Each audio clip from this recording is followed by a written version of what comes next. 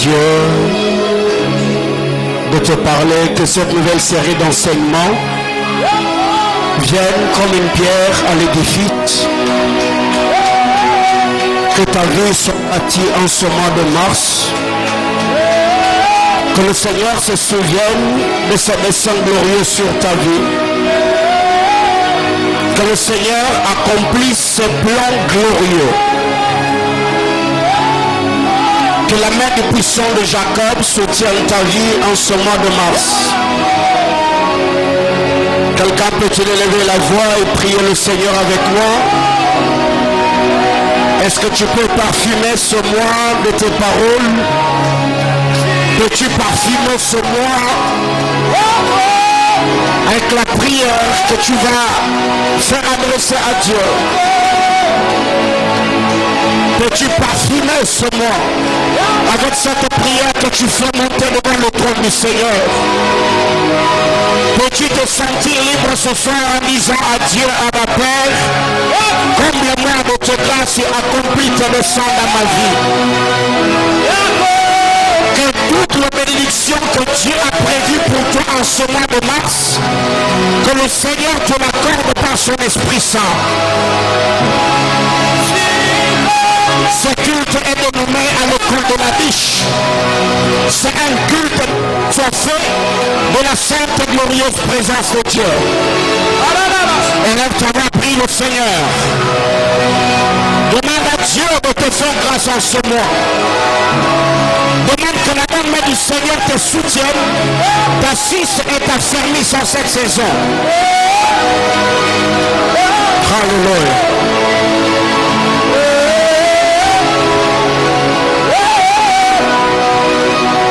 Seigneur Dieu de grâce, nous bénissons ton Saint-Nom. Seigneur, je prie éternel Dieu en ce jour que je vais introduire avec cette nouvelle série d'enseignements. Je prie devant ton trône, Seigneur éternel,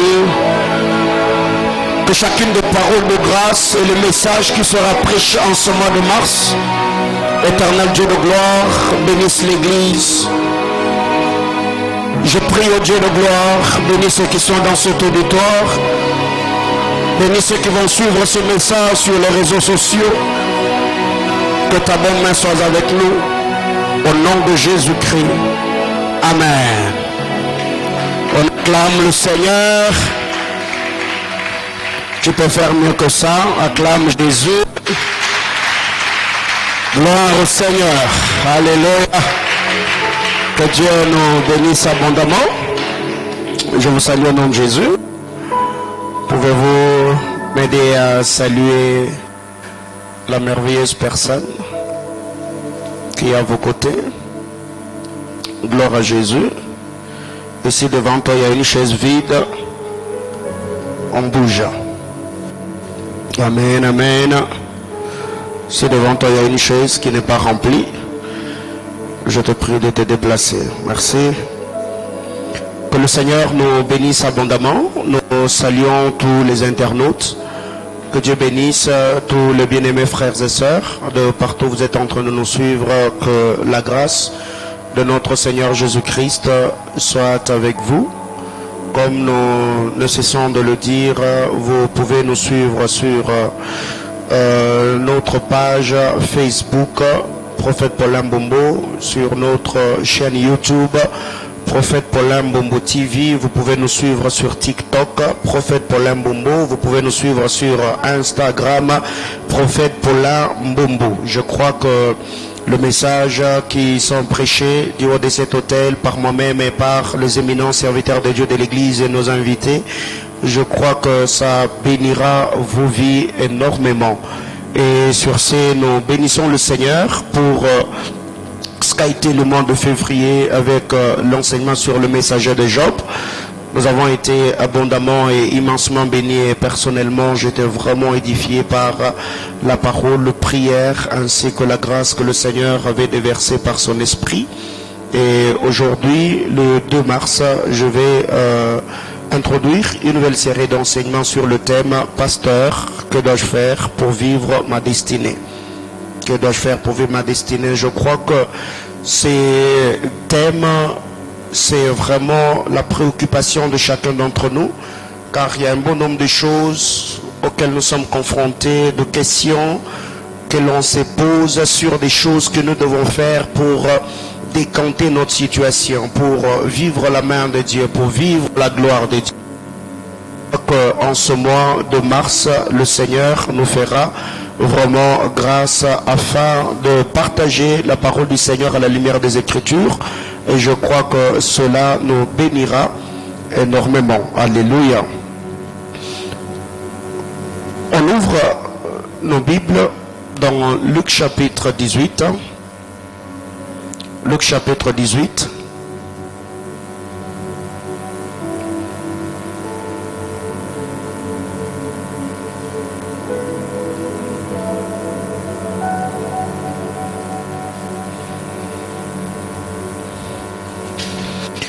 Nous lirons à partir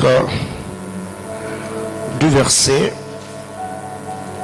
18 au verset 30. Luc 18, du 18e au 30e verset. Vous y êtes? Lisons ensemble 1, 2, 3, go. Un chef interrogea Jésus et dit: Bon maître, que dois-je faire pour hériter la vie éternelle? Jésus lui répondit: Pourquoi m'appelles-tu bon? Il y a de bon que Dieu seul. Tu connais les commandements: tu ne commettras point d'adultère, tu ne tueras point, tu ne déroberas point, tu ne diras point de faux témoignages, honore ton père et ta mère. J'ai, dit-il, observé toutes ces choses de ma jeunesse. Jésus, ayant entendu cela, lui dit: Il te manque encore une chose, vends tout ce que tu as, distribue-le aux pauvres, et tu auras un trésor dans les cieux, puis viens et suis-moi. Lorsqu'il entendit ces paroles, il devint tout triste, car il était très riche. Jésus, voyant qu'il était devenu tout triste, dit qu'il est difficile, ceux qui ont de richesses, d'entrer dans le royaume de Dieu, car il est plus facile à un chameau de passer par le trou d'une aiguille qu'à un riche d'entrer dans le royaume de Dieu. Ceux qui l'écoutaient dire: et qui peut être sauvé? Jésus répondit: ce qui est impossible aux hommes est possible à Dieu. Et Jésus leur dit: je vous le dis en vérité, il n'est personne qui n'ait quitté à cause du royaume de Dieu sa maison ou sa femme ou ses frères ou ses sœurs ou ses parents ou ses enfants, ne reçoivent beaucoup plus dans ce siècle. Ce siècle-ci et dans les siècles à venir, la vie éternelle. Parole du Seigneur. Je nous prie de reprendre nos places. Si on peut me donner l'autre micro, celle-ci, je sens que ça s'entrecoupe. Daniel, arrangez-moi l'autre micro. Le micro que vous m'avez donné, je sens que ça s'entrecoupe. On acclame la parole de Dieu. Gloire à Jésus. Bien-aimés dans le Seigneur, comme je venais de le dire tantôt, en ce mois de mars, par la grâce du Seigneur, nous partagerons la parole de Dieu autour de notre thématique: Pasteur, que dois-je faire pour vivre ma destinée? Pasteur, que dois-je faire pour vivre ma destinée? Psaume chapitre 139, du verset 15 au verset 18. Proverbe, Psaume 139. Psaume 139, 15 à 18. La Bible claire, je suis dans la version Louis II. Mon corps n'était pas devant toi lorsque j'ai été fait dans un lieu secret, tissé dans les profondeurs de la terre, quand je n'étais qu'une masse informe, tes yeux me voyaient. Et sur ton livre était tout inscrit, les jours qui m'étaient destinés avant qu'aucun d'eux existât. Que tes pensées, ô Dieu, me semblent impénétrables, que le nombre en est grand. Si je les compte, elles sont plus nombreuses que les grains de sable. Je m'émerveille et je suis encore avec toi. Parole du Seigneur. La version parole de vie, psaume 139. La Bible claire: quand tu me formais dans le secret, quand tu m'es brodé dans la profondeur de la terre, tu voyais tout. Rien n'était caché pour toi. J'étais à peine formé, tu me voyais déjà. Déjà tu avais écrit dans ton livre le nombre de jours que tu allais me donner. Et pourtant, aucun n'avait encore commencé.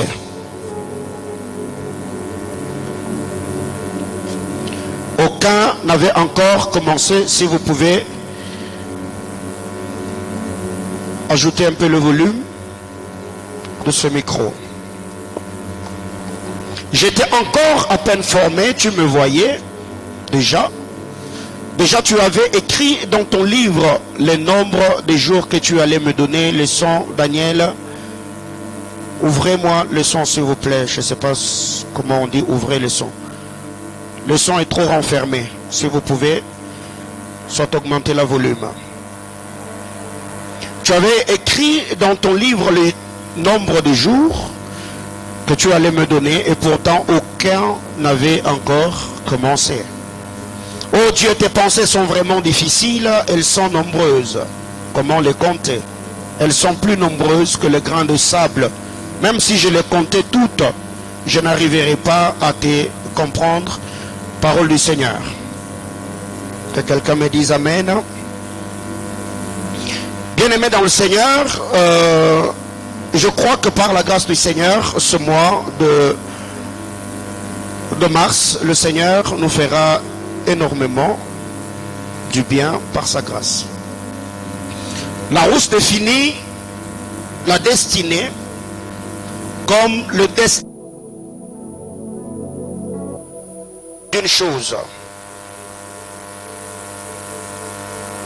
Le destin, la destinée plutôt, c'est le destin particulier d'une personne ou encore d'une chose. Et par extension, la destinée, c'est la puissance suprême qui règle le cours des choses. La destinée, c'est la puissance suprême qui règle le cours des choses. Et nous savons très bien que le mot destinée vient du mot destin. Et le destin, c'est la puissance mystérieuse à qui les anciens attribuaient le pouvoir de déterminer d'avance et d'une façon irrévocable la suite des événements. Le destin, c'est la puissance mystérieuse à qui les anciens attribuaient le pouvoir de déterminer d'avance et d'une chose irrévocable la suite des événements. Le destin, c'est le sort d'une personne ou d'une chose en tant qu'il résulte de forces extérieures invincibles, ce qui arrive aux hommes de bien ou de mal, indépendamment de leur volonté. Bien-aimés dans le Seigneur, nous devons savoir que nos vies ou nos destinées sont des chemins tout tracés devant le Seigneur. Ta vie sur terre, ta destinée et tout ce que nous faisons sur la terre des hommes, ces choses, ce sont des chemins tout tracés devant le Seigneur. Et par-dessus tout, nous devons savoir que la vie est faite de choix. C'est pour cette raison que le Seigneur, parlant dans l'ancienne alliance, il a dit, j'ai mis devant toi la vie et la mort. Et ce que j'aime avec le Seigneur, il n'a pas seulement mis la vie et la mort devant nous, et lui-même connaissant le tenant et l'aboutissant de tout ce qu'il a prévu, le Seigneur vient nous proposer. Le Seigneur vient nous présenter ce qu'il y a de meilleur. Ce que nous devons faire comme choix, il dit choisis la vie pour que tu vives. Eh bien nous devons savoir tout ce qui nous arrive sur la terre des hommes, cela c'est le produit de nos choix. Et ce qui n'est pas le produit du choix de l'homme, c'est sa naissance ou sa famille d'appartenance. Le reste, quand déjà l'homme atteint un certain niveau, le reste c'est l'homme qui fait le choix. Comme j'étais en train de le dire, nous ne choisissons pas dans quelle famille nous devons naître.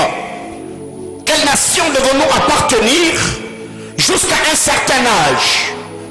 Quand on est tout petit, nous ne choisissons pas les vêtements que nous devons mettre, nous ne choisissons pas les écoles que nous devons fréquenter, mais quand on atteint un certain âge, l'homme devient maître de sa vie. L'homme devient le garant de sa destinée. Et parlant de cela, je suis en train de faire allusion au choix que l'homme fait quand il atteint un certain âge. Et le Seigneur, connaissant que la vie est faite de choix, Dieu nous propose, nous disant que j'ai mis devant toi deux chemins. J'ai mis devant toi deux choses, la vie et la mort. Et le Seigneur, étant miséricordieux, étant bon et compatissant, le Seigneur nous propose, nous disant, choisis la vie pour que tu vives. Donc si tu refuses le choix que je te propose, le reste des choix que tu feras te mènera à la mort et à la destruction totale. Bien-aimés dans le Seigneur, quand vous lisez la parole de Dieu dans le texte de Luc chapitre 18 que nous venons de lire, j'aime ce qui nous est présenté et la manière dont cette histoire est peinte devant nous. La Bible, le Seigneur, pendant qu'il était en train d'enseigner, un peu plus haut, il a parlé aux disciples et des petits enfants qui venaient pour qu'il impose le main. Et c'est pendant que cette scène, le Seigneur venait d'enseigner sur les petits enfants, parce que les disciples, les apôtres autrefois, étaient en train d'empêcher ceux qui amenaient ces petits enfants. Et j'aime ce que le Seigneur dira dans la suite: laissez les petits enfants venir vers moi, car le royaume des cieux est pour ceux qui le ressemblent. Et après que le Seigneur ait donné cet enseignement, la Bible déclare, là l'homme riche arrive et pose une question au Seigneur. Il dit à Jésus: bon maître, que dois-je faire pour hériter la vie éternelle? Bien-aimé dans le Seigneur, l'éternité est une question qui préoccupe la vie de chacun d'entre nous. Même les athées, même le païen, même ceux qui ne connaissent pas le Seigneur ou ceux qui ne croient pas en Jésus, bien-aimés dans le Seigneur, chacun d'entre nous, nous savons qu'après cette vie, il y a une autre vie dans l'au-delà. Et cet homme, malgré la richesse qu'il avait, il avait une préoccupation. Il avait quelque chose qui le préoccupait. Et gloire soit rendue à Dieu que le Seigneur lui a fait la grâce de ne pas entendre ces paroles de la bouche d'un apôtre, mais de la bouche du Seigneur Jésus-Christ lui-même. Et c'est devant le Seigneur lui disant: bon maître, que dois-je faire pour hériter la vie éternelle? Et ce que j'aime, le Seigneur, prenant la parole, il a répondu à ces messieurs: pourquoi m'appelles-tu bon? Il y a des bons que Dieu seul. Tu connais les commandements. Tu ne commettras point d'adultère, tu ne tueras point, tu ne déroberas point, tu ne diras point de faux témoignages, honore ton père et ta mère. Or nous savons très bien que Moïse, quand le Seigneur a donné la loi, la loi était divisée en deux. Il y avait 5 lois qui réglementaient la conduite ou la relation de l'homme avec le Seigneur, et 5 autres lois visaient à relier ou connecter l'homme ou communiquer à cet homme certaines valeurs de comment il devait vivre avec son prochain. Et vous allez vous rendre compte ici, quand le Seigneur répond à cet homme riche, le Seigneur ne lui a pas parlé de loi, des ordres que le Seigneur avait donnés à Moïse sur la relation de l'homme avec le Seigneur. Ici, le Seigneur l'a tourné vers son prochain, parce que c'est le vrai problème que cet homme avait. Car le Seigneur, quand il prend la parole, il a dit à l'homme riche: tu connais le commandement. C'est que pour hériter le royaume, il faut obéir au commandement. Et ne peut obéir au commandement que celui qui le connaît. Tu connais le commandement. Et le Seigneur a parlé à cet homme, lui disant ce qu'il devait faire. Au lieu de s'humilier pour apprendre au pied du puissant sauveur, cet homme, dans son orgueil, La Bible claire, il a répondu à Jésus.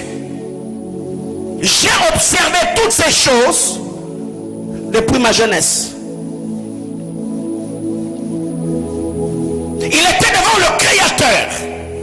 C'est lui qui l'avait tissé.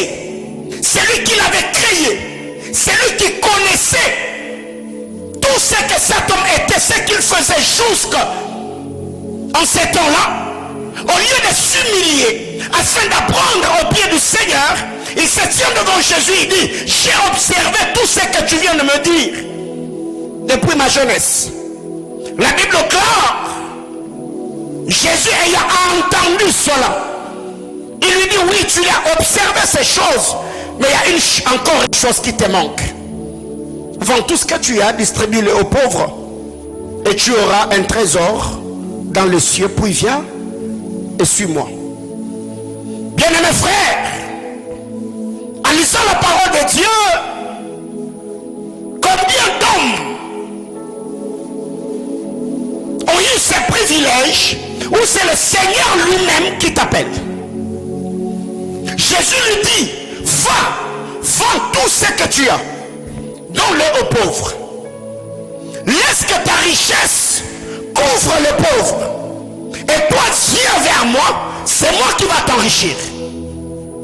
Tout ce que tu as acquis sur la terre des hommes, donne-le à ceux qui sont dans le besoin.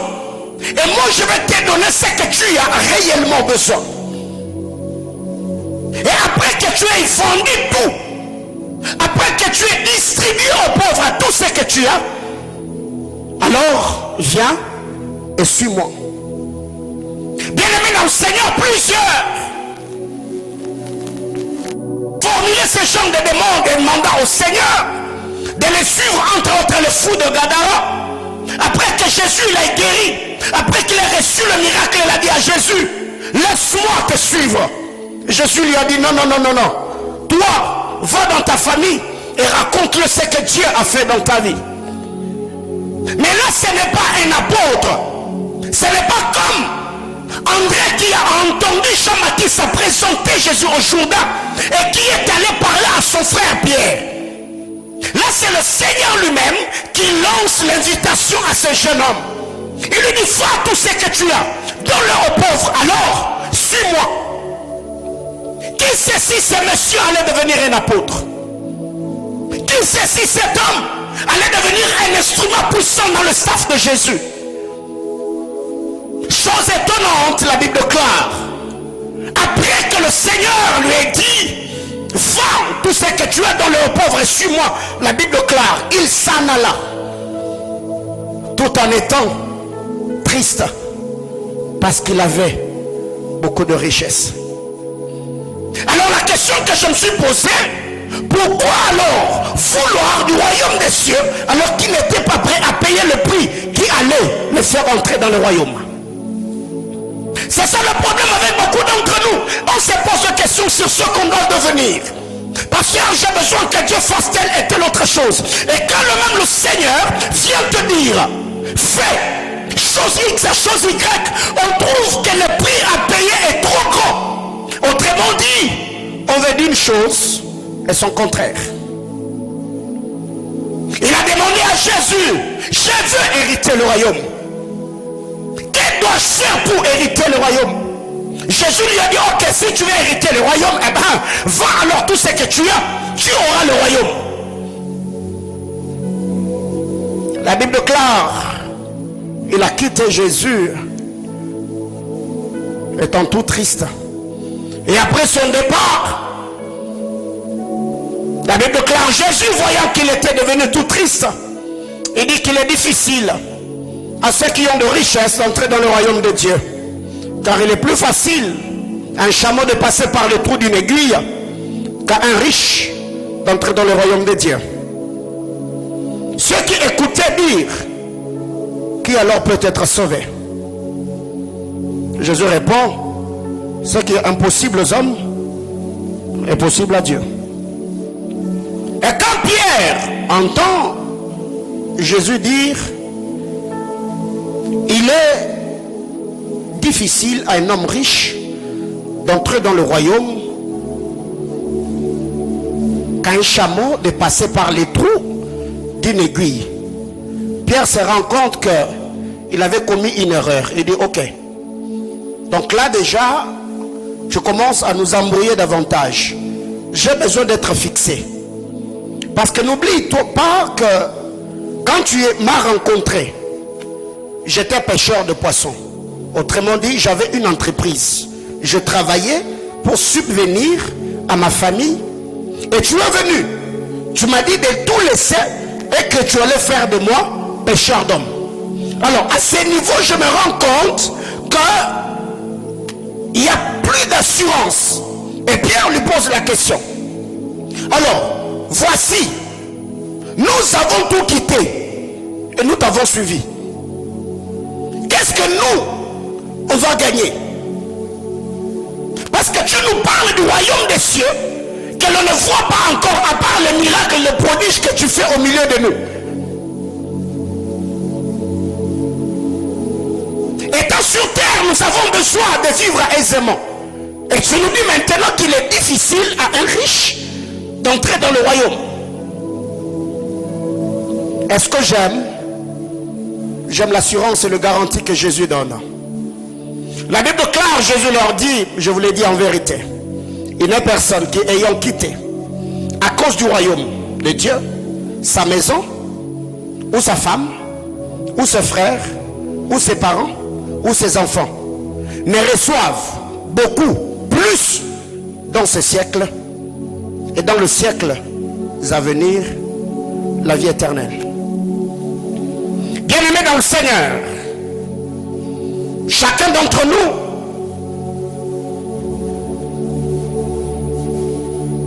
est créé par Dieu et à la vie de chaque homme est attaché un programme. Aucun homme sur la terre des hommes n'est venu en tourisme. Aucun homme sur la terre des hommes n'est venu en spectateur. Aucun homme sur la terre des hommes n'est venu déambuler parce que le Seigneur, le créant, il n'a pas eu des objectifs. C'est pour cette raison, quand vous lisez la parole de Dieu dans Psaume 139, David était en train de dire, avant qu'aucun de mes jours ne puisse exister, toi tu me connaissais déjà. Tu as attaché à ma vie un programme. Je suis un programme de Dieu et mon nom figure sur la liste ou le registre de ceux qui sont censés accomplir des choses glorieuses sur la terre des hommes. Bien-aimés dans le Seigneur, la vie chrétienne n'est pas une vie de frustration. La vie chrétienne n'est pas une vie de raté. La vie chrétienne n'est pas une vie de mécontent. La vie chrétienne n'est pas une vie de ceux qui ont échoué partout et viennent se réfugier auprès du Seigneur pour être consolés attendant la vie éternelle. Non, Jésus a dit, ceux qui auront tout quitté à cause de moi et à cause de l'évangile recevront beaucoup dans ce siècle. Et après avoir reçu beaucoup dans ce siècle, ils recevront la vie éternelle dans les siècles à venir. Bien-aimés dans le Seigneur, dans ce siècle, nous avons droit au centuple.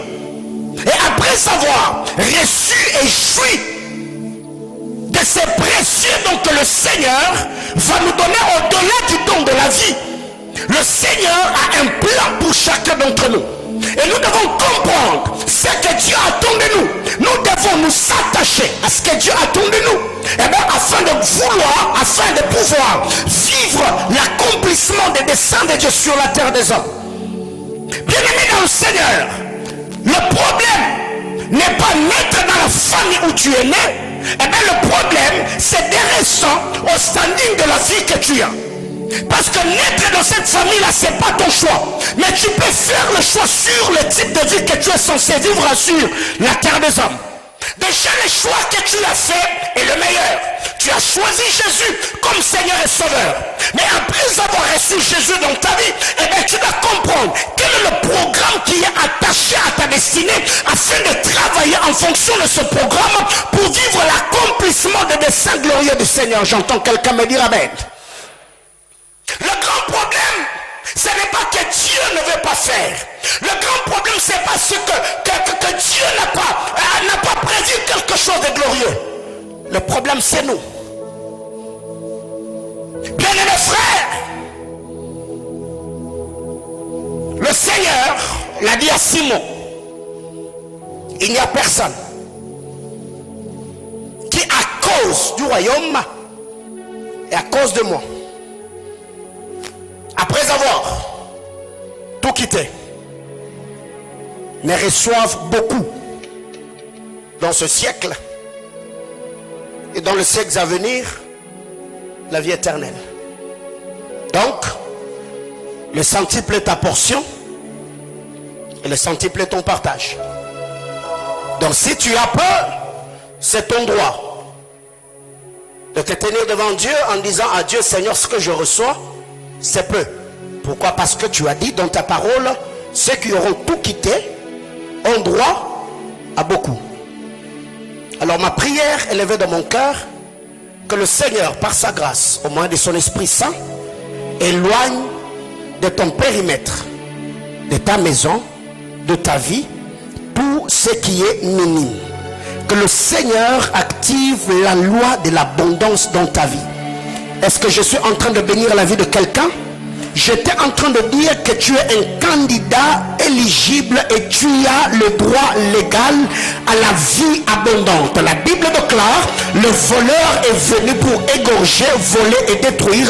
Mais moi, je suis venu, pour que le brebis ait la vie et soit en abondance. La vie de Dieu, tu l'as en toi par le Saint-Esprit et ton nom est inscrit dans le livre de vie. Alors je viens appuyer par ma prière sur les détonateurs de l'accomplissement de la promesse de Dieu. Prions avec le Saint-Esprit que le Seigneur t'accorde en ce mois de mars une vie abondante, que le Seigneur te permette à vivre une vie au standard élevé et que le plan que Dieu a attaché à ta vie s'accomplisse et se réalise. Et pour cela, j'entends quelqu'un me dire amen. Encore amen. Bien-aimés frères, j'étais en train de dire que la vie chrétienne n'est pas une vie de frustration. Beaucoup de chrétiens aujourd'hui sont frustrés. Beaucoup de chrétiens aujourd'hui sont mécontents. Beaucoup de chrétiens aujourd'hui vivent. Ils ont une vie morose. Ils ont une vie amère. Ils se promènent comme des poules mouillées. Pourquoi? Parce que nous n'avons pas jusque-là compris ce que Dieu attend de nous. Bien-aimés dans le Seigneur, les jours que j'ai compris, les choses ou la mission attaché à mon existence sur la terre des hommes, ces jours-là j'ai changé ma conception, la conception sur ma vie. J'ai commencé à travailler, j'ai commencé à prier en fonction des révélations que j'ai reçues du Seigneur sur ce qu'il attend de moi sur la terre des hommes. Et bien je vous dis, depuis lors, je n'ai plus de soucis ni d'inquiétude parce que je sais que Dieu qui a attaché ce programme à ma vie, il veille sur moi, il me protégera, il me sécurisera et il accomplira chacune des paroles de grâce qu'il a libérées sur ma vie.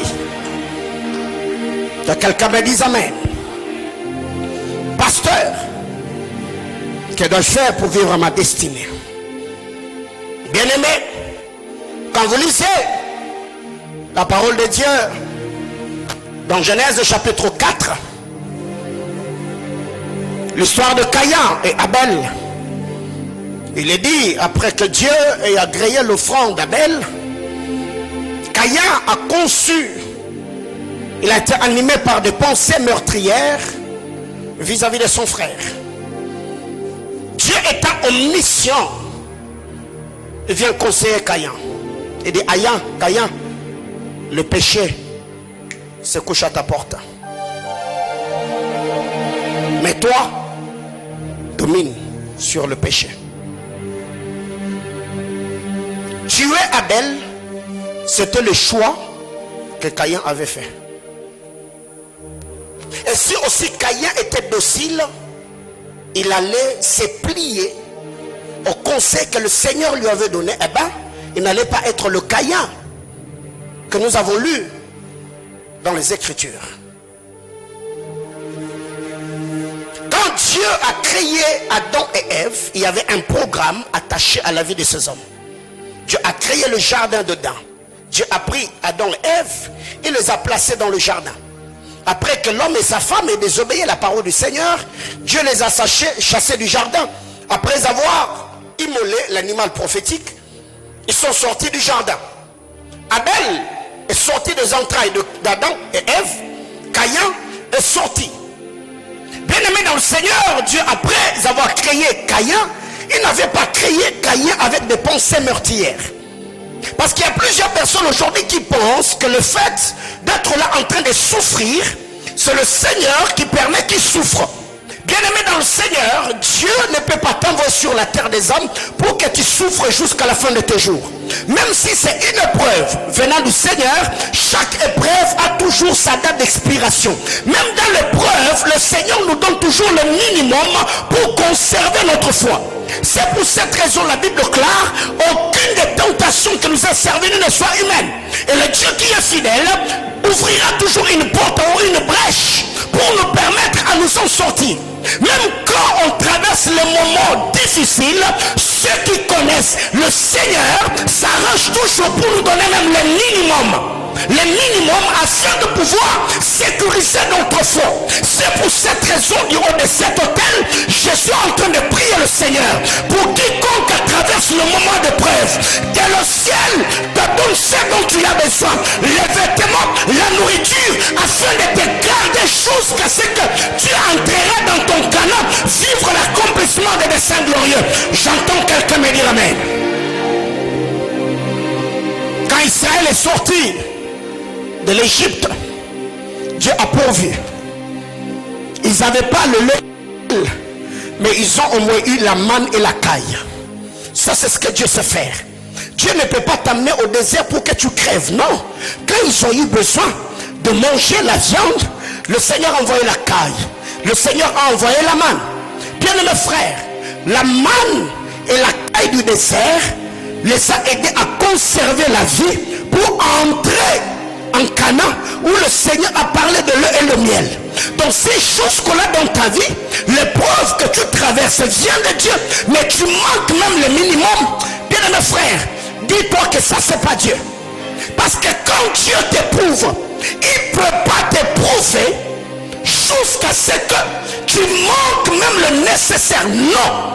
Le Seigneur, même après avoir éprouvé Job, le Seigneur a veillé que la foi de Job reste inébranlable. Dieu s'arrangera toujours. Même dans cette misère-là que tu es en train de traverser, le Seigneur s'arrangera toujours. Que tu aies loyer, que tu aies vêtements, que tu aies nourriture. Parce que ce sont des choses, des besoins primordiaux dans la vie de l'homme. Mais le Seigneur sera en train de te forger.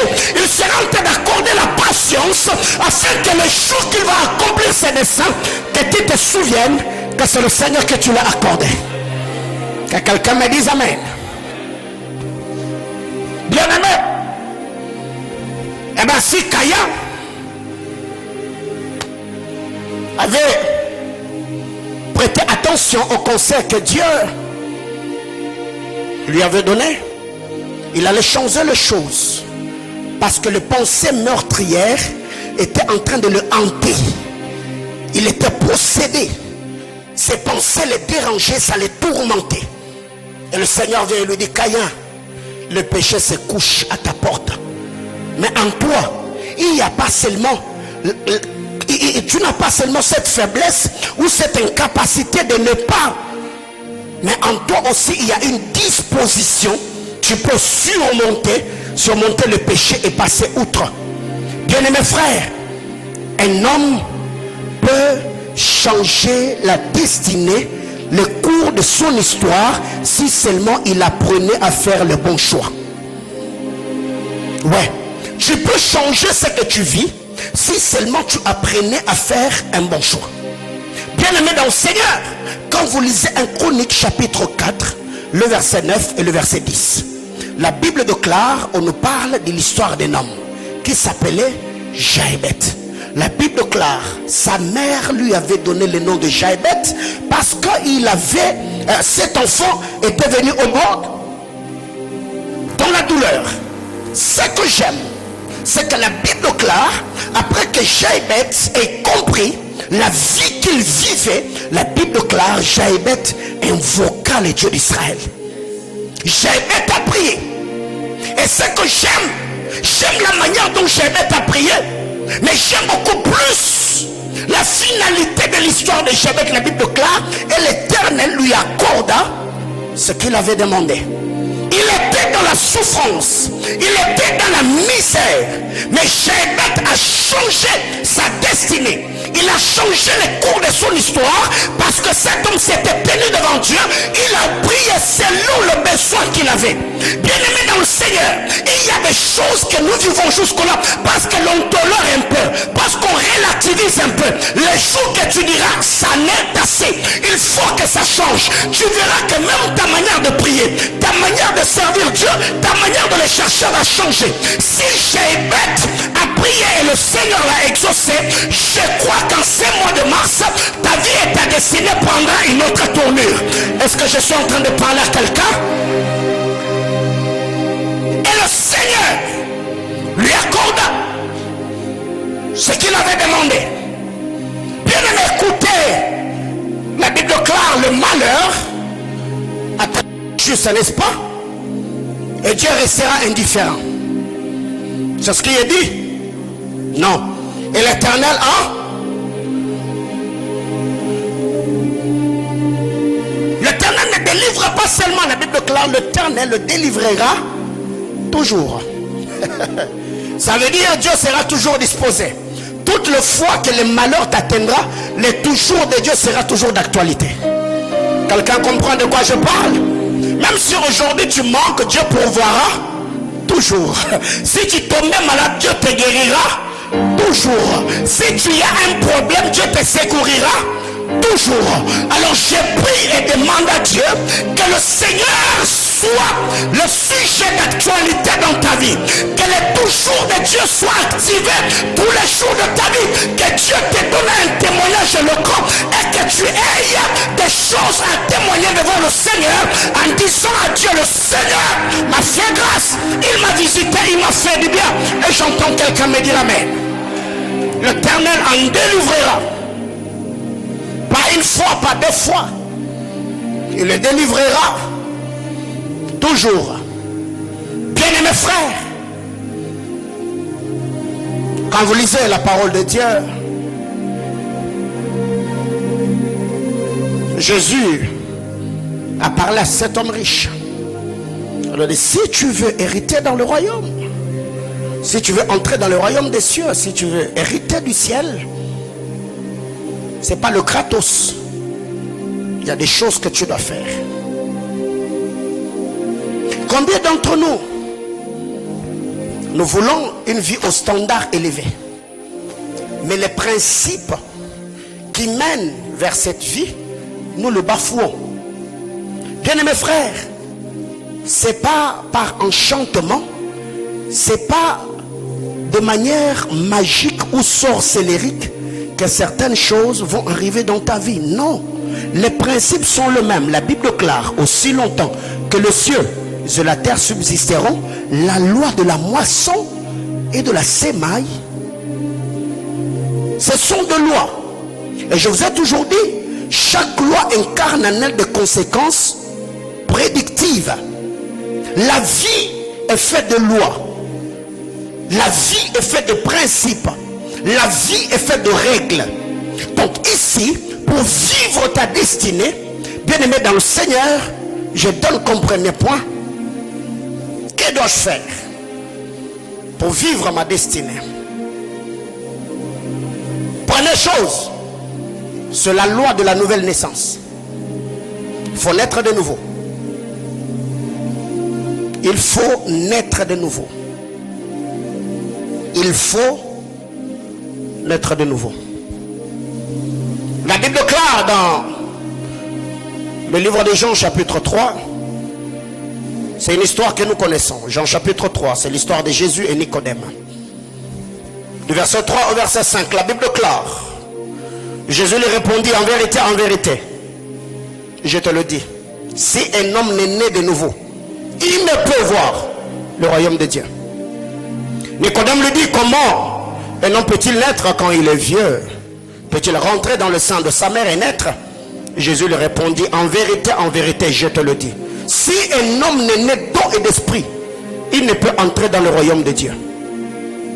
Bien-aimés frères, en lisant la parole, dans Jean chapitre 3, le verset 3 et le verset 5, Jésus parle de deux choses. Il dit, si un homme n'est né de nouveau, il ne peut voir le royaume.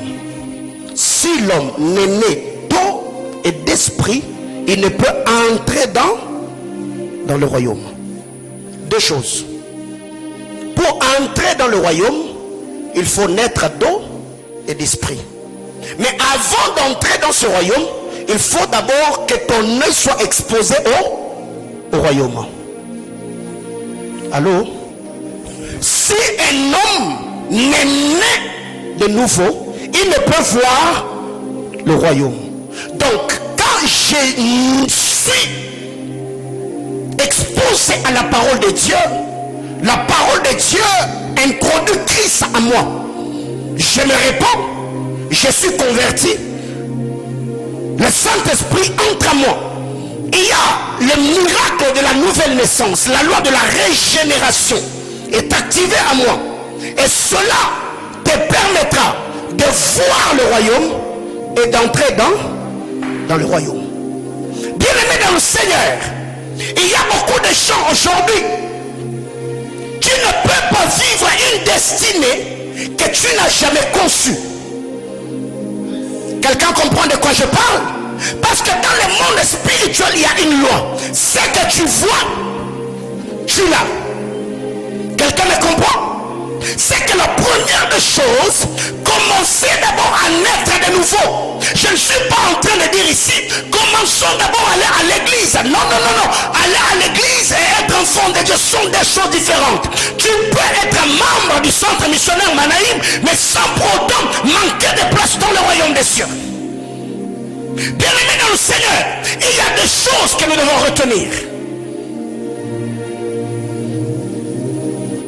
Il y a la conversion et la nouvelle naissance. La conversion, c'est la part de l'homme. La nouvelle naissance, c'est la part de Dieu. Qu'est-ce que j'appelle de manière illustrative la conversion? C'est le pas du fils prodigue vers son père. La nouvelle naissance, c'est l'acceptation du père pour réintégrer le fils prodigue dans la famille. Je suis dans Luc chapitre 15. Ce garçon est allé loin de la maison du père. Il a dilapidé tous les biens que le père lui avait donnés. Prêché par le plus grand prédicateur au monde, la conscience, la Bible claire, est rentré en lui-même. C'est ça la conversion. C'est cela la repentance. C'est que la repentance, tu peux être prêché par le Saint-Esprit. Tu es dans ta chambre, le Saint-Esprit te convainc du jugement, de la justice de Dieu, et tu te dis, Seigneur, je te donne ma vie. Tu peux être exposé à un livre, à un enseignement sur les réseaux sociaux et tout ce qui va avec. Ton cœur est vivement touché et tu te dis, je donne ma vie au Seigneur. Là, tu es converti. Là, c'est le premier pas. Quand ce garçon prend la décision ou la résolution d'aller vers son père, il a dit, je dirai à mon père, j'ai péché contre le ciel, j'ai péché contre toi. Je ne suis plus digne d'être appelé ton fils. Traite-moi comme l'un des mercenaires. Ça, c'est le premier pas vers le salut, vers la restauration, vers le rétablissement spirituel. Et quand le fils prodigue arrive, après avoir parlé avec son père a dit ceci, tuez le veau gras, donnez-lui la robe, donnez-lui les sandales, mettez-lui l'anneau. Voyez-vous? Alors, c'est quoi la nouvelle naissance? La nouvelle naissance, c'est quand le fils prodigue arrive dans la maison de son père l'accepte dans la famille. Et qu'est-ce qu'il dit aux invités et à son fils aîné? Mon fils que voici était mort. Il est revenu à la vie. Il était perdu. Et maintenant, il est retrouvé. C'est ça qu'on appelle nouvelle naissance. C'est que ces garçons-là, dans la tête de son père, le fils prodigue venait de connaître la résurrection. Car la robe avec laquelle il était sorti de la maison de son père, ce n'était pas la même robe avec laquelle il est rentré dans la maison du père.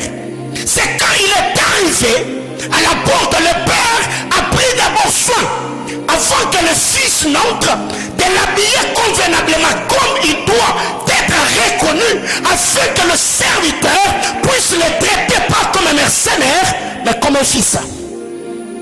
C'est que la nouvelle naissance, c'est quand Dieu nous accepte dans sa famille. La nouvelle naissance, c'est quand Dieu nous adopte. Là, c'est la responsabilité qui revient à Dieu et à Dieu seul. Mais le pas que toi tu as à faire, c'est de dire: Seigneur, j'ai entendu ta parole. Je reconnais que je suis un pécheur. Je reconnais que j'étais offensé. Là, c'est la conversion. Là, c'est la repentance. Maintenant, tu nais de nouveau quand Dieu t'accepte. Dieu te reçoit comme son fils. Alors, qu'est-ce qui arrive? Nous sommes de ceux qui vont à l'église, qui sont connus des pasteurs, mais sans pour autant avoir une relation personnelle avec Dieu. Bien-aimé frère, tu peux être même ouvrier ou serviteur dans cette église, alors que tu n'es pas connu de Dieu. La Bible déclare en ces temps-là plusieurs, pas peu, non plusieurs, mais diront: Seigneur, Seigneur, nous t'avons servi. Nous avons chassé le démon, nous avons guéri le malade, nous avons prophétisé. Et ce que Jésus dit, Jésus étant omniscient, il savait que ces trois types d'onctions, ce sont les onctions qui se manifestaient au temps de la fin: la guérison, la prophétie et la délivrance. Quand on parle de la guérison, c'est la manifestation de la puissance de Dieu. On parle des surnaturels, des miracles, des guérisons, des restaurations. Et cela touche la vie de l'homme. Et le Seigneur dit: moi je leur dirai, éloignez-vous de moi, je ne vous ai jamais connu, vous qui commettez l'iniquité. Jésus n'a pas nié en disant: non, non, ce que vous dites, c'est pas vrai. Non, non. Jésus, alors que eux amenaient Jésus dans le service, Jésus le ramène dans l'intimité. Il dit: je ne vous ai jamais connu. Chasser les démons, vous avez chassé. Le fils d'Exéva a eu aussi le courage de le faire. Simon le magicien étonnait les gens de la Samarie par des miracles magiques et occultes. Bien-aimés dans le Seigneur, si vous voulez vivre une vie au standard élevé, vous voulez témoigner la grandeur et la fidélité de Dieu, commencez à vous conformer à l'image de celui qui vous a tissé, celui qui vous a conçu, celui qui vous a créé de toutes pièces. La Bible déclare: si vous ne naissez de nouveau, vous ne verrez pas le royaume. Si vous ne naissez d'eau et d'esprit, vous n'entrerez pas dans le royaume. Donc, ne peut entrer dans le royaume que celui qui a commencé par voir le royaume. Ainsi, le royaume que tu auras vu avec ton œil, ton pied. Quelqu'un comprend de quoi je parle?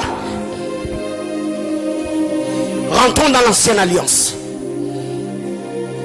Moïse est entré en Canaan parce qu'il avait vu Canaan.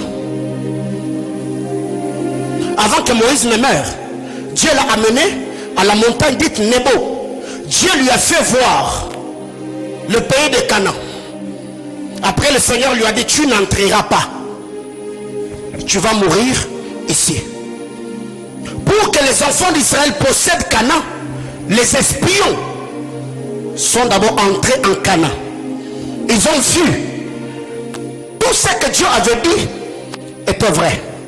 Bien-aimé frère, ce que tu veux posséder, commence par le voir. La loi de la visualisation commence par voir. Vois en esprit ce que tu veux avoir. Ici nous parlons de la destinée. Jésus a dit à Nicodème: si tu n'es né de nouveau, la nouvelle naissance va te permettre pas seulement de voir le royaume, mais aussi d'entrer dans le royaume. La nouvelle naissance ne te donnera pas seulement le parler en d'autres langues, mais la nouvelle naissance va te connecter aussi à la bénédiction d'Abraham afin que tu puisses en jouir sur la terre des hommes. Bien-aimés frères, en cela j'exhorte l'Église à la crainte de Dieu. J'exhorte l'Église à obéir à la parole de Dieu. Combien d'entre nous vivons dans le péché, mais nous courons derrière la bénédiction de Dieu? Combien d'entre nous désobéissons à la parole de Dieu, mais tout le temps nous sommes dans le jeûne, dans les prières? Nous allons dans des montagnes, nous savons de veiller dans nos maisons. Non, craignez Dieu. Soumettez-vous à la parole de Dieu. Humiliez-vous sous la main puissante agissante de Dieu. Servez l'Éternel avec crainte et tremblement. Bien-aimés frères, si tu reconnais que c'est Dieu qui t'a tissé, qui t'a conçu, eh bien, ta vie n'aura pas un sens sans Dieu. Tu n'auras pas une vie au standard élevé sans la sainte et glorieuse présence de Dieu. Tu veux entrer dans le royaume, né de nouveau. Jésus n'a pas dit à Nicodème, si tu peux. Non, non, non, non, non, non. C'est pas facultatif. Non. Pour que tu voies le royaume, pour que tu entres dans le royaume, commencez par naître de nouveau. La Bible déclare, tous ceux qui sont en Christ Jésus sont devenus de nouvelles créatures. Les choses anciennes sont passées, voici, toutes choses sont devenues comment? Nouvelles. Comment expliquer? Quand tu étais dans le monde, tu buvais. Quand tu es dans le Seigneur, tu bois. Quand tu étais dans le monde, tu étais menteur. Quand tu es dans le Seigneur, tu continues à mentir. Non. Il y a des gens aujourd'hui qui ne vont plus dans des boîtes de nuit, mais ils ont fait de leur maison une boîte de nuit. Ce qu'ils faisaient dans la boîte, c'est ce qu'ils continuent à faire maintenant dans sa maison. Non, non, non, non, tu n'as pas changé. C'est seulement les fréquentations. Le système est resté le même. C'est tes pieds qui ne vont plus dans la boîte, mais toi-même tu as amené la boîte dans ta maison. Combien de gens avant de donner leur vie au Seigneur, ils vivaient dans l'impudicité, dans l'adultère, dans les infidélités. Même après avoir donné la vie au Seigneur, on continue à faire les mêmes choses en priant et en parlant en d'autres langues. Bien-aimé dans le Seigneur, venir à l'église ne te donne pas le droit légal pour entrer dans le royaume. Car au ciel, il n'y aura pas une liste de présence pour ceux qui venaient au culte de la semaine et le culte du dimanche. Où tu diras à Dieu, Ningousseme, j'étais là. Pater Wios, j'étais là. Non, non, ce sont tes œuvres qui vont te justifier dans l'au-delà. Fais tout ce que tu veux. Dis-toi, la Bible claire, jeune homme, réjouis-toi dans ta jeunesse. Ça, c'est ton droit. Mais, le Seigneur t'appellera en jugement. Tu rendras compte pour tout ce que tu fais et ce que tu continues à faire sur la terre des hommes. Si ces choses, on le fait dans le monde, je peux encore avoir une marge de compréhension et de tolérance. Mais c'est après avoir été illuminé par la parole de Dieu, après avoir reçu Jésus comme Seigneur et Sauveur, on continue à faire les mêmes choses. C'est qu'il y a un problème dans notre cœur, il y a un problème dans notre âme. Bien-aimés frères, la vie chrétienne,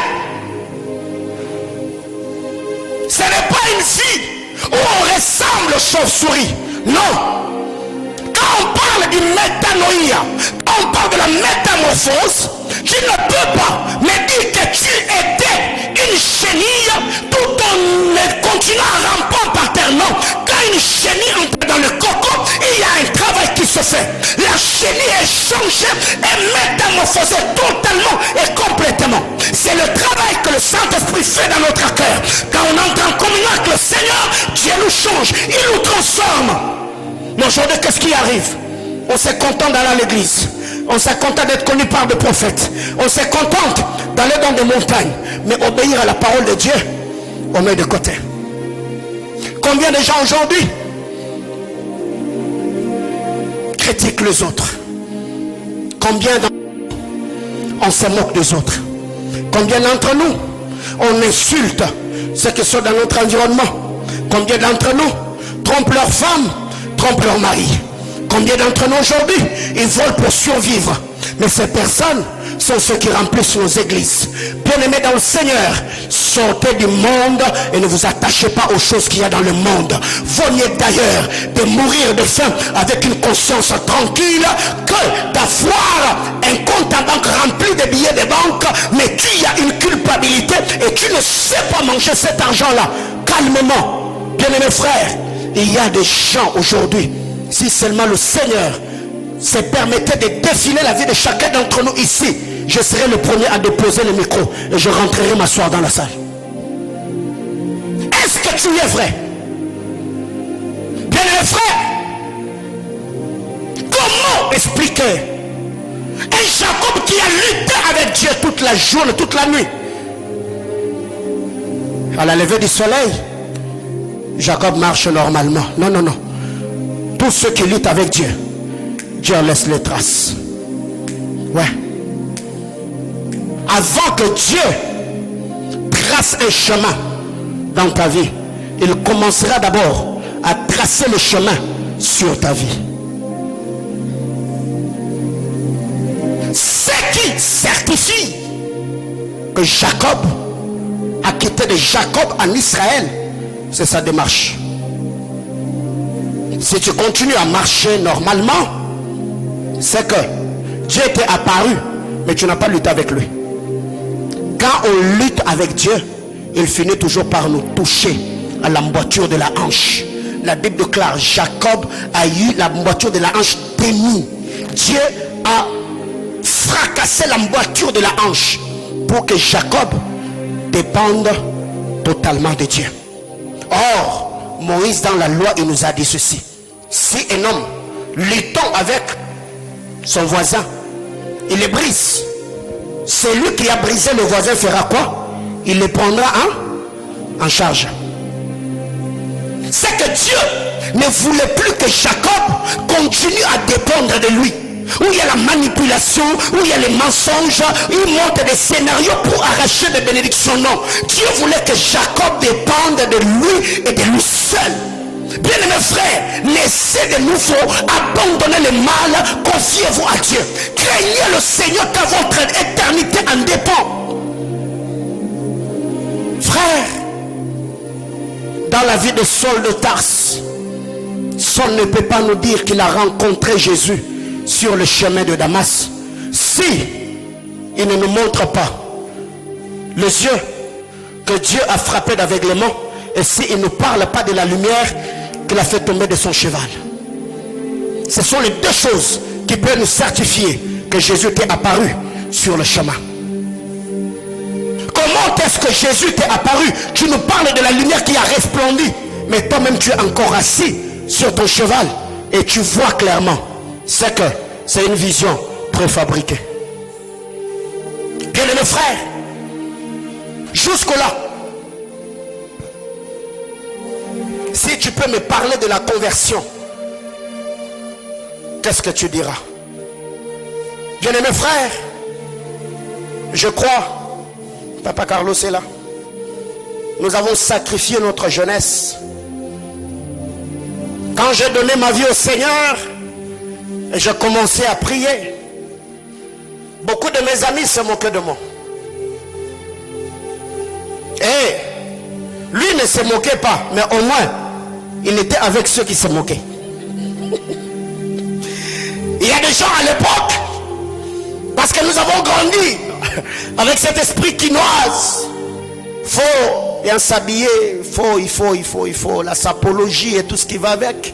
Il y a des amis qui ont dit non, Paulin s'est converti parce que il n'a plus d'argent, parce qu'il n'y a plus d'habits.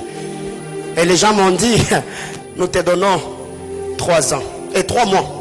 Après 3 mois, tu vas abandonner la foi. Aujourd'hui, il y a des années. Depuis qu'ils attendent, il y a des années. Ouais. S'il y a des gens qui connaissent mon histoire et mon parcours, nous avons organisé des pique-niques ensemble. Il est là. Frère, Tout ce que les jeunes gens font aujourd'hui là. Aujourd'hui, beaucoup de jeunes ne font pas la vie. On a fait la vie, frère. Ouais. Ouais. Il est là. On était ce genre de garçons. Quand on va, on sort. Vous avez des bouées de sauvetage. Assis sur le portière de véhicule. Et il y a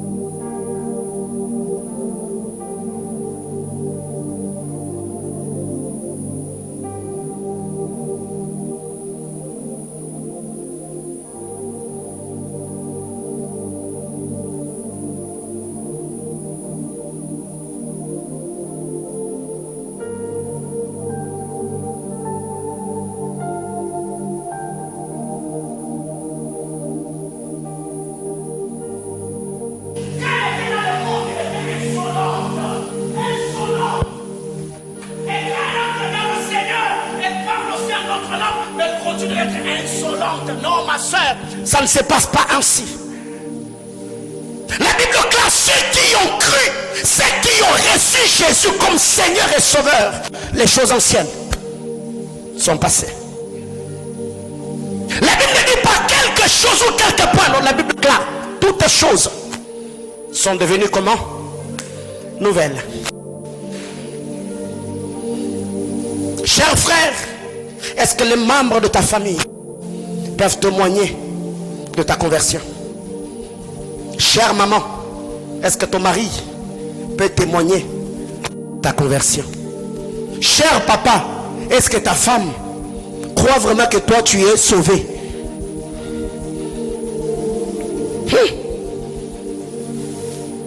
Frère, si tu n'as pas encore atteint ce niveau-là, ou par toi, les amis avec qui tu étais dans le monde ont dit au Seigneur par toi, c'est que tu as un sérieux problème. Comment expliquer que toi qui es né de nouveau, quand tu y es avec tes amis, ta vie chrétienne ne les influence pas? Une année, 2 ans, 3 ans, tu es avec eux. Ils continuent à aller dans des boîtes de nuit alors que toi tu vas à l'église. Ils passent leur nuit dans des buvettes alors que toi tu vas à l'église. Comment vous faites? Comment est-ce que quelqu'un peut te fréquenter, toi qui crains Dieu? Tu n'arrives pas à l'influencer. Bien-aimés frères, quand le ténèbre règne ou a envahi un lieu, il suffit seulement que la lumière arrive pour que le ténèbre, c'est automatique au fait. Comment vous faites? Pire encore, c'est quand vous êtes dans une relation de fiançailles. Ma soeur, tu vas dans des montagnes, mais tes prières n'arrivent pas à influencer cet homme-là. Et tu es consciente et convaincue qu'il continue à boire, mais tu les gères quand même parce que ce qui est prioritaire pour toi, c'est le mariage. Non. Si dans le fiançailles, il ne te donne pas le coup de poing, tu auras ça dans ta maison. Parce que un jour, quand il viendra saoul, frère, ma soeur, c'est ce jour-là que tu comprendras que le travail que tu devais faire dans le fiançailles, ça va te rattraper dans le mariage. Frère, mes soeurs, la vie ne tourne pas qu'autour des textos que vous vous envoyez. Non. Quand tu rencontres un païen, frère, ma soeur, prie de tout ton cœur que la vie de Dieu en toi influence cette personne-là. Jésus a dit à Nicodème, vous devez naître de nouveau, la nouvelle naissance, parce que c'est la nouvelle naissance qui réinitialise le système. La nouvelle naissance te ramène à ton état initial. La nouvelle naissance te réintroduit dans le programme de Dieu. Parce que tous nous sommes nés et conçus dans le péché. Il y a le péché hérédité. C'est que nous avons hérité du Père Adam. Mais quand nous donnons notre vie au Seigneur, le Seigneur réinstalle le programme à nous. C'est là que la saison commence. C'est là que le programme de Dieu entre en marche. C'est là que toute la batterie entre en marche. Un homme qui est païen, un homme qui n'a pas donné sa vie au Seigneur, il n'a pas encore commencé à vivre le plan de Dieu sur sa vie, sur la terre des hommes. Même s'il est millionnaire, même s'il est milliardaire, avoir le million n'est pas synonyme d'avoir réussi sur la terre. Avoir réussi sur la terre, c'est accomplir ce pourquoi tu as été créé. Point barre. Que je n'ai pas de millions, que je n'ai pas de milliards. Point barre. Bien aimé, il y a des pauvres qui ont eu plus d'impact que de riches sur la terre des hommes, parce que ils étaient dans le programme de Dieu. Ils ont compris c'est à quoi ils étaient appelés. Frères, je vous exhorte par la compassion de Dieu de servir le Seigneur avec crainte et tremblement. Récemment, j'ai reçu un jeune garçon dans mon bureau. Il est venu me dire, prophète Paulin, je viens pour que tu puisses devenir mon mentor. J'ai besoin de l'encadrement. Après un moment, je commençais à partager avec lui. Il parlait du prophétique, comment je prie, comment j'arrive à voir. Un moment, je me suis senti triste. Il y a quoi? Et je ne sais pas comment est-ce que j'ai suspendu notre entretien. Je lui ai dit, mon frère, parle-moi un peu de comment tu as donné ta vie à Jésus. Frère, c'est ces jours-là que je me suis rendu compte que nous avons beaucoup de gens qui prétendent recevoir l'appel de Dieu alors qu'ils ont brûlé les étapes. Je lui ai demandé, parle-moi comment tu as reçu Jésus. Et c'est qui ton père spirituel? Il me dit son père spirituel a 22 ans. Et son père spirituel a reçu Jésus en 2016. J'ai dit ok. Donc ton père spirituel a 6 ans dans la foi chrétienne. J'ai dit ok, c'est bon. Ton père spirituel à quel âge? Oh, il a 22 ans. Ok, donc lui-même a reçu Jésus à 16 ans. Ok, et qui son père spirituel? Le frère me dit son père spirituel, c'est un prophète qui vient en Afrique du Sud. J'ai dit il est congolais. Oh non, il est nigérian, mais il vient. J'ai dit mais comment ils ont fait? La paternité virtuelle. Comme l'homme de Dieu, Dieu l'utilise beaucoup dans la délivrance en Afrique du Sud. Le frère suivait beaucoup ses services et il s'est identifié à lui comme son père dans la foi. Et lui aussi, il est devenu le père de quelqu'un à 22 ans. L'âge n'a pas de problème. Mais est-ce qu'il a la maturité? Est-ce qu'il a l'expérience qu'il faut pour engendrer quelqu'un? Bien aimé frère, même un enfant de 15 ans peut mettre au monde. Un garçon de 15 ans est capable de féconder une femme. Mais est-ce que à 15 ans, un enfant peut prendre soin d'un bébé jusqu'à l'élever, alors que lui-même a besoin qu'on prenne soin de lui?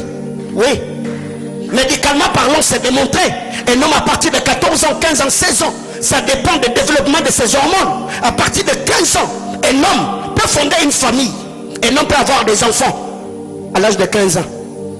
Est-ce que c'est pour cela qu'il est capable d'être appelé papa? Non. La maturité, l'expérience compte. Et je lui ai posé la question.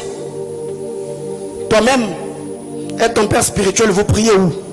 Il me dit, on n'a pas une église d'attache, nous dirigeons seulement les ministères. J'ai dit non. La première des choses, toi et ton père spirituel, vous devez recevoir Jésus comme Seigneur et Sauveur. Il était en train de me regarder. J'ai dit oui. Et ces jours-là, il s'est agenouillé dans mon bureau. Il a reçu Jésus. Et c'est que lui pensait avoir donné sa vie au Seigneur parce qu'il est allé. Il a vu son père spirituel en train de donner des prophéties dans une réunion. Il était épaté. Et il a commencé à monter avec lui dans des montagnes. On montait, on descendait, on priait. Donc un païen qui prie pour avoir des visions et recevoir des prophéties. Et je lui ai dit, là où tu habites, comme il reste loin, trouve-toi une église d'attache, là où tu vas commencer à servir le Seigneur. Et même le ministère là, il faut d'abord que tu arrêtes. Tu as besoin de t'enraciner dans la connaissance de la vie de Christ. Bien-aimés frères, combien d'entre nous aujourd'hui, tous les scandales que nous voyons, nous avons des prophètes qui n'ont jamais été consacrés. Nous avons des prophètes qui ne connaissent rien sur le prophétique. Nous avons des gens qui commencent les églises et ouvrent des ministères, qui n'ont jamais connu les ABC de la vie chrétienne. Ils ne connaissent pas la saine doctrine. Païens tout fait. Mais tous les jours ils sont dans des montagnes en train de prier pour la voyance.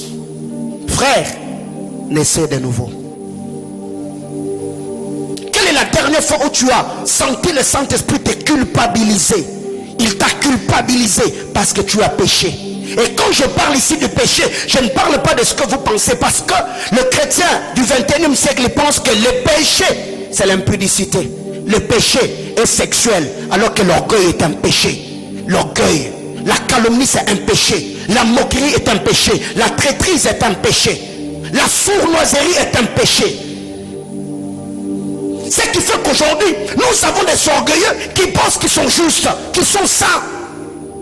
Nous avons des menteurs, nous avons des masturbateurs, nous avons des pornographes qui pensent qu'ils vont hériter le royaume des cieux. C'est pas moi qui le dis. La Bible déclare, dans l'au-delà, les pécheurs et les impurs, ceux qui vivent dans l'impureté, ils ne vont pas hériter le royaume. Alors combien aujourd'hui vivent dans la pornographie, vivent dans la masturbation, vivent dans les infidélités.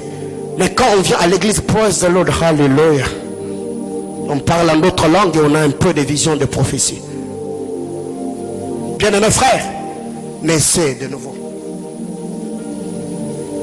Ce que tu faisais autrefois, si tu n'as pas l'horreur du péché, si tu n'as pas le dégoût du péché, mon frère, ma soeur, la vie n'a pas encore commencé avec toi. L'homme découvre ce à quoi il est appelé quand il donne sa vie au Seigneur. C'est là que Dieu vient, il se révèle à toi. Ça peut même arriver avant que tu le connaisses. Mais le but, ce n'est pas de te laisser dans le péché. Le but, c'est de te montrer le programme. Je vais faire telle et telle autre chose avec toi, pour maintenant que tu te plies au plan de Dieu et que tu lui donnes ta vie pour qu'il se serve de ta vie. Même ceux qui arrivent à recevoir de prophéties, quand ils ne craignent pas le Seigneur, ce n'est pas que Dieu les encourage à demeurer dans cette vie-là. Non, le Seigneur vient dans ton état pitoyable, il te présente son programme. Je vais faire avec toi telle et telle autre chose pour susciter ta curiosité et te dire non, il est grand temps que je suive cet homme qui vient de m'annoncer de tels oracles. Je dois le servir afin qu'il accomplisse ce qu'il m'a promis dans ma vie. Bien-aimés frères, Jésus a dit à Nicodème, si un homme n'est né de nouveau, il faut que ça commence là, la nouvelle naissance. Aujourd'hui, je t'ai venu introduire cette série d'enseignements et tout ce mois de mars, je parlerai sur comment vivre sa destinée. Bien-aimés frères, un enfant ne peut pas vivre dans ce monde s'il n'a pas d'abord commencé par être conçu dans le sein de sa mère. Tout commence en cachette, là. Ouais, tout commence là. Et vous allez vous rendre compte que quand le Seigneur nous a placés dans le sein de nos mères, on a été exposé à une loi, la patience. Aucun enfant n'a dit à sa mère, je suis fatigué de rester dans ton sein, 2 mois dans le noir, je veux sortir. Non, tous les bébés sont patients, ils restent là. 2, l'enfant ne mange pas ce qu'il veut, l'enfant est nourri par le cordon ombilical de sa mère. Tu es là dans le noir, c'est quand maman mange que toi tu viens manger. Mais aujourd'hui, pourquoi il y a toutes ces doctrines dans nos églises? Parce qu'il y a des bébés spirituels qui veulent manger ce qu'ils veulent. C'est que le pasteur prêche. Oh, pourquoi il nous prêche ça? Et tu vas maintenant fouiller dans des livres sur les réseaux sociaux. Bien-aimés frères, il y a des gens aujourd'hui qui écrivent des articles sur internet parce qu'ils ont besoin de se faire de l'argent. Pas parce qu'ils ont besoin de bâtir la foi des élus. Alors qu'est-ce qui arrive? On ne doit pas brûler les étapes. Tout doit commencer là-bas. Tout ce n'est passé par là. J'ai donné ma vie au Seigneur. Je fus frère et je continue de l'être. Après un moment, j'ai intégré un département. Je servis Dieu comme ouvrier. Après, je suis devenu serviteur dans mon église. Après, l'appel du ministre au ministère est venu. J'ai commencé à prêcher. On a reconnu et on m'a consacré pasteur. J'ai commencé une église et aujourd'hui nous sommes là où nous sommes. Bien-aimés frères, comment expliquer que tu veux être grand, mais tu brûles les étapes? Tu ne respectes pas le processus. Non. Les prix doivent être payés. Ne soyons pas comme cet homme riche.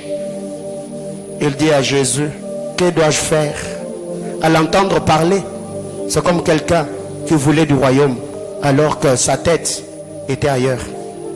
Il était tellement attaché à ses biens que quand Jésus a touché là où était le vrai problème, la Bible déclare il s'en alla.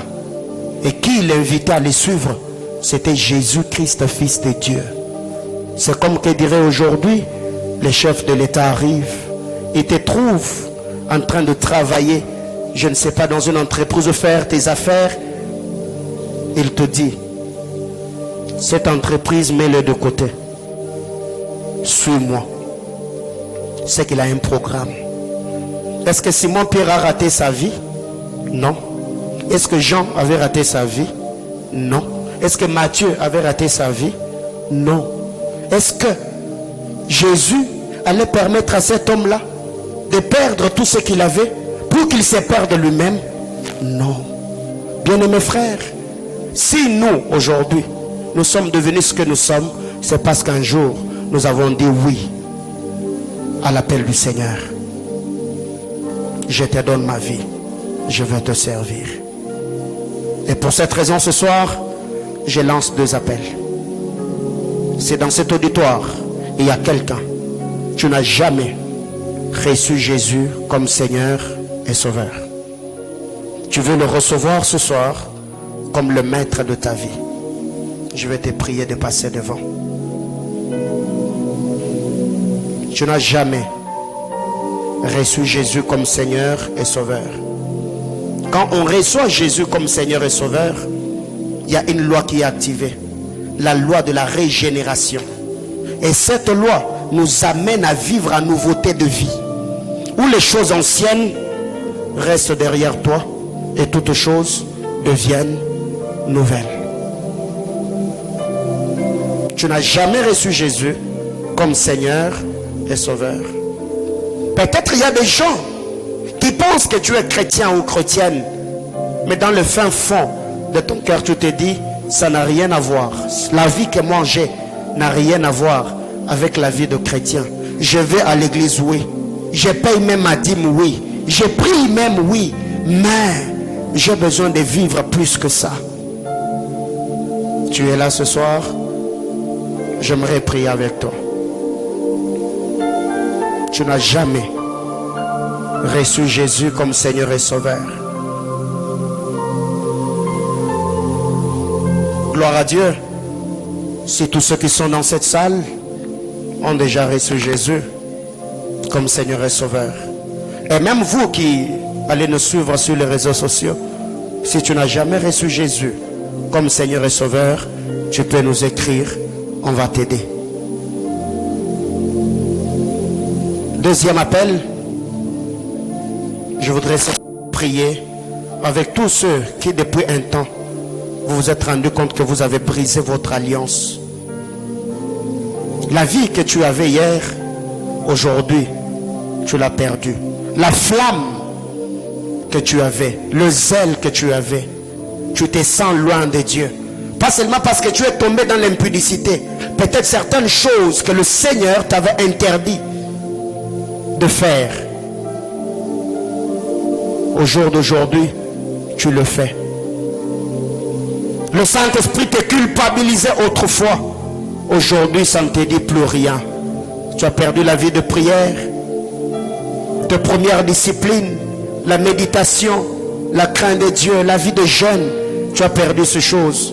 Et ce soir, tu voudrais renouveler l'alliance. Priez pour que le Saint-Esprit te fasse grâce et te permettre à vivre comme au jour d'autrefois. Je te prie de t'approcher devant cet autel. Je vais prier avec toi. La Bible déclare, si vous avez honte de moi devant les hommes, moi aussi, j'aurai honte de vous devant mon Père et devant ses anges. Bien-aimés frères, nous n'avons pas de vie sur la terre des hommes. Toutes les fois où le Seigneur vient parler à un homme, lui lancer l'appel, et Dieu veut aider cet homme à rebondir, à se relever et à passer à autre chose. Peut-être la flamme en toi a été éteinte par les soucis, les angoisses, les inquiétudes, le stress, les pressions de la vie. Ça fait qu'aujourd'hui prier pour toi est devenu un corvée. Servir Dieu pour toi, aller à l'église est devenu quelque chose de forcing. Et tu veux ce soir repartir avec Dieu sur de nouvelles bases. Tu veux ce soir rebondir avec le Seigneur, être soutenu par le Saint-Esprit. Peux-tu élever ta voix et présenter ces problèmes-là à Dieu? Si c'est un péché que tu as commis, et depuis que tu l'as commise, tu te sens faible, indigne ou souillé devant Dieu, tu peux te repentir. Si c'est un problème qui a tellement rongé ton cœur et t'a accablé, qui t'a refroidi dans ta marche, tu peux prier le Seigneur et lui demander de te faire grâce en donnant la solution à ce problème-là.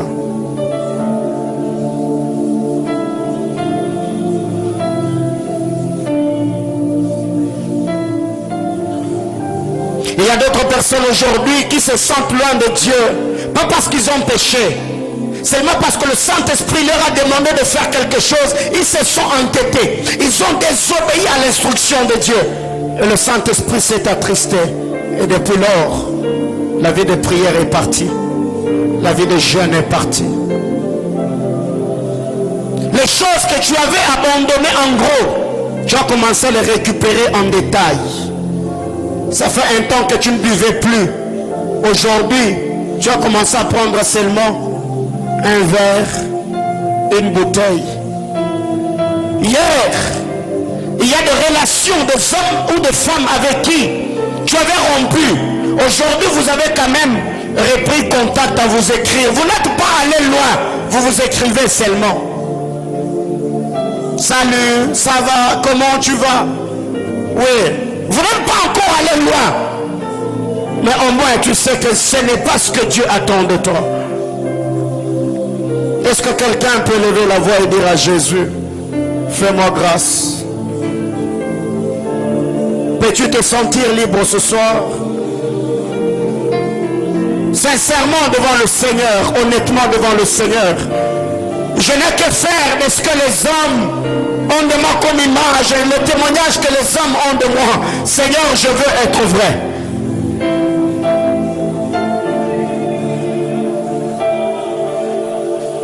La Bible déclare, quand vous entendez sa voix, n'endurcissez pas vos cœurs. Je ne sais pas quand est-ce que le Fils de l'homme se tiendra dans les heures. La Bible déclare qu'en tout temps, vos vêtements soient blancs, que l'huile ne manque pas sur vos têtes. Il y a des destinées qui sont bloquées aujourd'hui à cause du péché. La désobéissance à la parole de Dieu, à regarder le programme de Dieu dans ta vie. Tu devais être loin même dans les affaires. Tu devais être loin dans la connaissance de Dieu. Mais parce que tu ne fais que lutter avec le Saint-Esprit, les choses que Dieu te reproche, tu tombes, tu te relèves. Tu tombes, tu te relèves.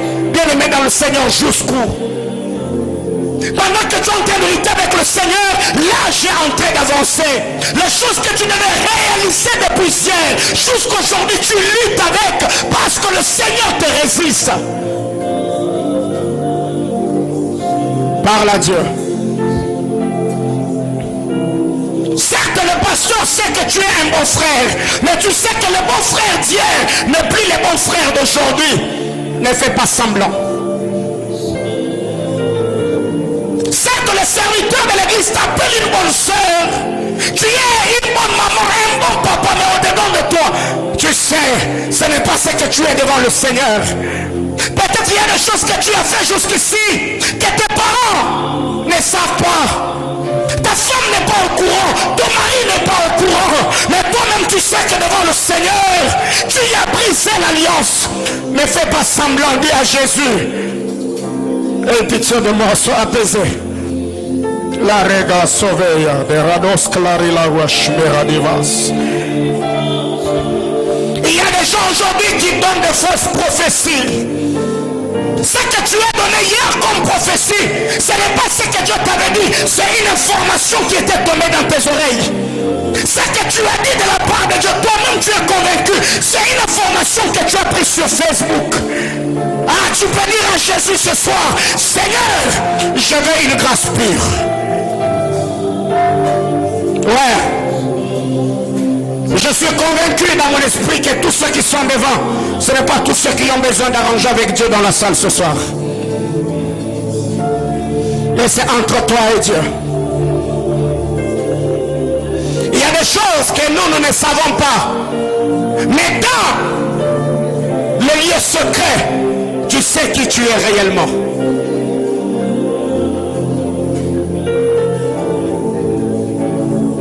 Il y a des choses dans ton téléphone sur lesquelles personne n'est tombé. Mais toi-même tu sais ce que tu as vu, ce que tu as écrit, est-ce que tu as supprimé. Tu sens que ta vie est attachée de merveilleuses et glorieuses promesses de Dieu.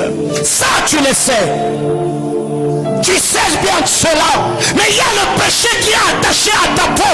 Paul a dit, qui me délivrera de ce corps?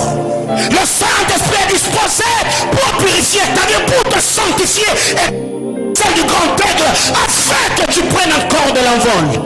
La terrobli sovaligre relâcheras. Rabla witadine ramise clahuira lichemever. Rapla wissoni les critères de la vérace. Bien-aimé dans le Seigneur, ta destinée avec Dieu est plus glorieuse que les sentiments que tu as. Ta destinée avec le Seigneur est grandiose plus que le plaisir que peut te donner ce péché-là. Apprends à faire le bon choix.